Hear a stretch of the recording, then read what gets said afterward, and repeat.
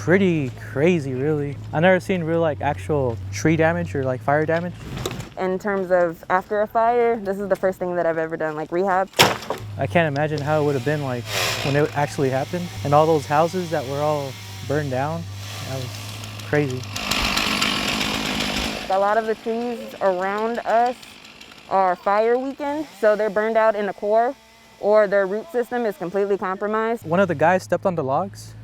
It was actually so burnt, he actually stepped through it. You have to be aware of the overhead hazards. You have to be aware, like essentially most of these trees are widow makers even if they're still standing. They're completely weakened to the point where like a strong gust of wind could compromise it. 2, 1.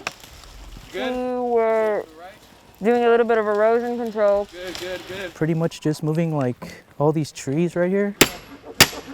We just moved the log to There you go, push. wherever we needed to go. Horizontally to that building. We're trying to protect it.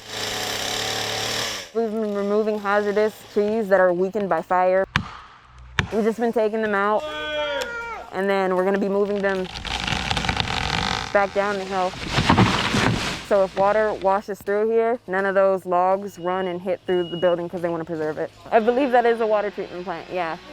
1, 2, 3, go. Now start going that way. I think that's such a beautiful thing. Like it's trying to heal itself. Doing this, I feel like we're actually like helping out. Be able to impact something means a lot to me. Go. Like a one in a lifetime experience, like to do this. I really admire the work that we do. There you go, push.